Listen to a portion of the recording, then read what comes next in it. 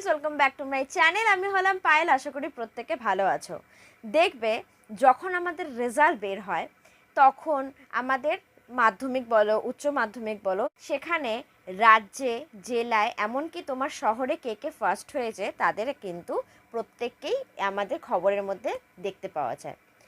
Even যখন তোমার স্কুলেই যে ফার্স্ট হয়, উচ্চ মাধ্যমিক মাধ্যমিক ছেড়েই দাও, তুমি ধরো আরও নিচু ক্লাসে পড়ো, 6, 7, 8-এ পড়ো, তো তোমার ক্লাসে যখন যে ফার্স্ট হয় তখন কিন্তু আমাদের মনে সবসময় একটা কথা আনাগোনা করতে থাকে, সেটা হলো যে ও তো পড়াশোনা করছে, আমিও পড়াশোনা করছি, ও যে টিচারের কাছে পড়ে আমিও সেই টিচারের কাছেই পড়ি, তাহলে এমন কি পার্থক্য থাকে যে ও একেবারে 100 out of 100 পেয়ে যায় আর আমি 65-70-তে গিয়ে আটকে যাচ্ছি? কিসের জন্য? কিসের জন্য এবং কিভাবে আমরা আমাদের নাম্বারটা খুব ভালো মতন গেইন করতে পারবো, 99%-এর মতো পেতে পারবো, সেটা নিয়ে আজকে আমার ভিডিওটা শুরু করার আগে যারা যারা আমার চ্যানেলকে এখন অবধি সাবস্ক্রাইব করনি, প্লিজ তারা চ্যানেলটিকে সাবস্ক্রাইব করো, একটা বেল বাটন আছে সেখানে গিয়ে ক্লিক করো, তাহলে আমার ভিডিওর সমস্ত নোটিফিকেশনগুলো তোমরা সময় মতন দেখতে পারবে। আর হ্যাঁ, আমার সেকেন্ড চ্যানেল পায়েলস মমল চ্যানেল, যারা যারা এখনও অবধি সেটাকে সাবস্ক্রাইব করনি প্লিজ গিয়ে দেখো, ভালো লাগবে। ব্লগিং চ্যানেল, আদ্রিতাকে নিয়ে চ্যানেলটা, খুব সুন্দর সুন্দর শর্টসও ছাড়ি আমি সেখানে, তো যারা যারা দেখোনি দেখো, এবং ডিসক্রিপশন বক্সে আমি লিঙ্ক দিয়ে দেবো। তো চলো আর কথা না বাড়িয়ে আজকের ভিডিও শুরু করা যাক। সো ভালো রেজাল্ট করতে হলে কিছু কিছু জিনিস কিন্তু আমাদের ট্রিক ফলো করতে হয়, কিছু কিছু জিনিস আমাদের মাইন্ডে নিতে হয় যে না, আমাকে গুছিয়ে নিতে হবে কি করলে আমরা ভালো একটা মার্কসে যেতে পারি। যে ফার্স্ট হয় সে তো আর এক্সট্রা ট্যাবলেট এক্সট্রা কিছু খায় না, সে নির্দিষ্টভাবেই পড়াশোনা করে, মনোযোগ দিয়েই পড়াশোনা করে, তুমিও নিশ্চয়ই মনোযোগ দিয়ে পড়াশোনা করো, কিন্তু কিছু কিছু তফাতের জন্যই কিন্তু রেজাল্টটা এরকম আপ অ্যান্ড ডাউন হয়ে যায়।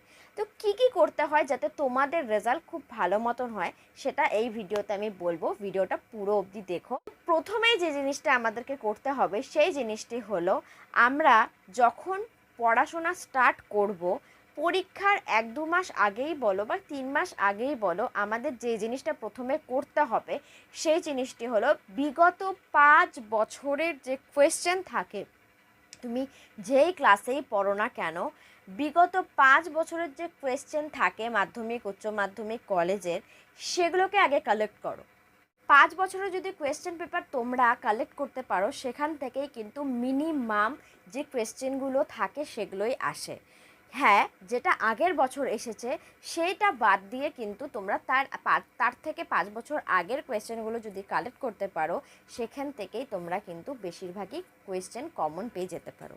তো এটা হলো আমাদের ফার্স্ট ট্রিক, যে আমরা যখন 5 বছরের কোয়েশ্চেনগুলো কালেক্ট করে সেগুলোই হুবহু ভালো মতন মুখস্থ করতে পারবো, ভালো মতন গুছিয়ে লিখতে পারবো, তো সেটাতেই কিন্তু আমাদের নাম্বারটা গেইন হয়ে যাবে। নেক্সট যে জিনিসটি আমরা ফলো করব সেই জিনিসটি হলো, যখনই আমরা কোনো বড় কোয়েশ্চেন লিখব তখন আমাদের যে জিনিসটি করা উচিত সেটা হলো, অনেক স্টুডেন্টরাই কি করে, পয়েন্ট দেয় না। ব্রড কোশ্চেনের মধ্যে যদি তুমি থরলি লেখো তখন টিচাররা কিন্তু বোর হয়ে যায়, কারণ টিচাররা সেখানে বেশি পড়তে চায় না, কারণ প্রত্যেকটা টিচারের ক্ষেত্রে অত টাইম থাকে না যে লাইন বাই লাইন হুবহু জিনিসটি পড়বে। সেই জন্য যদি আমরা ব্রড কোশ্চেনের জায়গায় আমরা পয়েন্ট ইউজ করি, পয়েন্ট দিয়ে দিই যে আমি এই কি লিখছি, সেটার একটা ধরো, ফর এক্সাম্পল আমি বলছি যে বিদ্যাসাগর সম্পর্কে লিখছো, তো বিদ্যাসাগরের জন্ম পরিচিতি, এরকমভাবে যদি তুমি একটা পয়েন্ট দাও, নেক্সট পয়েন্ট দাও শিক্ষা, এরকমভাবে যদি পয়েন্ট দাও, টিচাররা কিন্তু একটা বুঝতে পারে যে তুমি কি লিখতে চাচ্ছ বা কি বলতে চাচ্ছ, তখন কিন্তু টিচাররা ভাবে যে না, এ কিন্তু কারেক্টলি লিখেছে। তুমি যদি থরলিতে ঠিকঠাক সমস্ত কিছুই দিয়ে থাকো তাও কিন্তু টিচাররা ওইভাবে পড়ে না, কারণ টিচারদের অত টাইম থাকে না, তারা সবসময় সুন্দরভাবে লেখা দেখতে চায়। তাই যখনই ব্রড কোশ্চেন লিখবে সবসময় ফলো করবে যাতে তুমি পয়েন্ট দিয়ে ব্রড কোশ্চেন লিখতে পারো।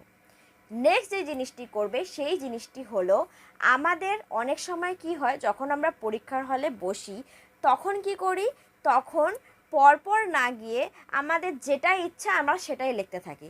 ধরো ফর এক্সাম্পল, তোমার এখন ইচ্ছা করছে যে না, আমার হচ্ছে লাস্টের 5 নম্বরের 1-এর কোয়েশ্চেনটা লিখতে হবে, তো আমি 5 নম্বরের একের কোয়েশ্চেন 5 লিখে দিলে, 1 লিখলে না, কিছু লিখলে না, তুমি লেখা স্টার্ট করে দিলে। তুমি যদি উলটপালট করে করো আর ঠিকঠাক নাম্বারিংও না করো, তাহলেও কিন্তু তোমার অনেক সময় মার্কসটা কাটা যায়। কারণ টিচাররা যদি বুঝতেই না পারে তুমি কিভাবে লিখছো, কোনটা শুরু করছো, কোনটার অ্যান্সার, তাহলে কিন্তু সেখানে নাম্বারটা কাটা যেতে পারে।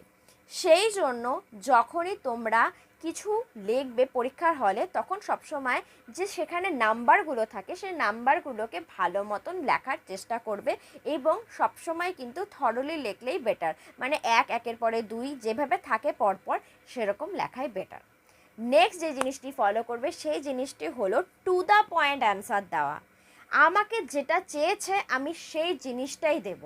আমাকে বলেছে ধরো এখানে লেখক কাকে বলেছেন কথাটি এবং কোন দৃশ্যকে বর্ণনা করে বলেছেন।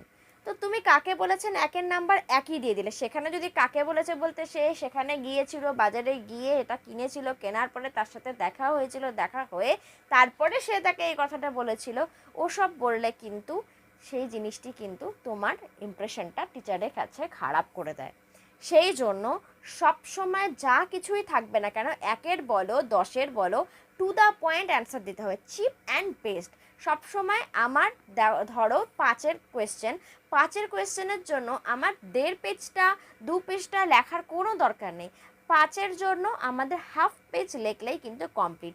যতটুকু চেয়েছে ততটুকুই আমাদেরকে দিতে হবে। বেশি যদি আমি অতিরিক্ত লিখতে চাই যে না আমাকে কাহিনীটাই পুরোপুরি আমি যদি বর্ণনায় লিখে দিই, তাহলে কি হয়ে যাবে বলো তো, টিচাররা সেখানটায় তোমার ইমপ্রেশনটা টিচারদের ওপর খারাপ হয়ে যাবে। তাই যদি ভালো রেজাল্ট করতে চাও, প্রথমেই যে জিনিসটি করতে হবে সেটা হচ্ছে 5 বছরের কোয়েশ্চেন তোমাকে সিলেক্ট করতে হবে। দ্বিতীয় নম্বর যে জিনিসটি করতে হবে সেই জিনিসটি হলো তোমাকে নাম্বারিং করে লিখতে হবে। 3 নাম্বার যে জিনিসটি করতে হবে সেই জিনিসটি হলো তুমি পয়েন্ট দিয়ে লিখবে। 4 নাম্বার যে জিনিসটি হলো সেটা হলো টু দ্য পয়েন্ট অ্যান্সার লিখতে হবে। টু দ্য পয়েন্ট অ্যান্সার না লিখলে কিন্তু হবে না। আর 5 যেটা সবথেকে বেশি ইম্পর্টেন্ট, সেটা হলো টাইমে লিখতে হবে। সমস্ত কিছুরই টাইম থাকে। আমরা প্রথম দিকে কি করি বলো তো, আস্তে আস্তে হাতের লেখা সুন্দর করার জন্য খুব সময় নিয়ে লেন্দির মতন লিখতেই থাকি। কখন দেখবে দুটো কোয়েশ্চেনের অ্যান্সার লিখতে আমাদের 1 ঘন্টা হয়ে গেছে, তারপর বাকি থাকবে মাত্র আর 2-3 ঘন্টা। তখন আমরা কি করি, তাড়াহুড়োয় লিখে হাতের লেখা এতটা বাজে হয়ে যায়, তখন টিচাররাও ঠিকঠাক বুঝতে পারে না যে তুমি কি লিখতে চাচ্ছ বা কি। সেই জন্য যেভাবে প্রথমে লেখা স্টার্ট করবে সেটা যাতে লাস্ট অবধি সেরকমই থাকে, সেদিকে তোমাকে নজর দিতে হবে। তার জন্য যে জিনিসটি করতে হবে সেটা হলো সময়ের মধ্যে লেখাটা শেষ করতে হবে। যদি তুমি সময় ধরে লিখতে পারো তাহলে দেখবে লেখাগুলো কিন্তু টাইমলি শেষ হয়ে যাবে, রিচেক করতেও পারবে, সমস্ত কিছু ঠিক হয়ে যাবে। আর সবসময় একটা জিনিস মনে রাখবে যে কনফিডেন্ট থাকতে হবে, আমি পারবো, আমাকে এইভাবে করতে হবে, সমস্ত জিনিস গুছিয়ে করতে হবে। আগে যখনই পড়তে বসবে তখনই সবার আগে মাথার মধ্যে তোমাকে গুছিয়ে নিতে হবে যে তুমি কি করবে, প্রথমে কি করবে, তারপরে কি করা উচিত, এইভাবে গুছিয়ে নিয়ে কিন্তু পড়তে বসা উচিত। পরীক্ষার হলেও লিখতে হবে। তাহলে দেখতে পারবে যে যেই ছেলেটা বা মেয়েটাকে দেখে তোমার মনে হচ্ছে যে ও কী করছে, যেটা ও ফার্স্ট হয়ে গেল আমি হতে পারলাম না, সেই জিনিসটি আর মনে হবে না। তুমিও ফার্স্ট কি সেকেন্ড নিশ্চয়ই হতে পারবে। নিজেকে সবসময় কনফিডেন্ট রাখবে। সো আজকের ভিডিওটা এতটুকুই। আজকের ভিডিওটা তোমাদের যদি ভালো লেগে থাকে প্লিজ একটা লাইক করো, প্রত্যেকের সাথে শেয়ার করো, অনেকেরই দরকার এই ভিডিও। সবাই খুব ভালো থেকো। আজকের জন্য বাই।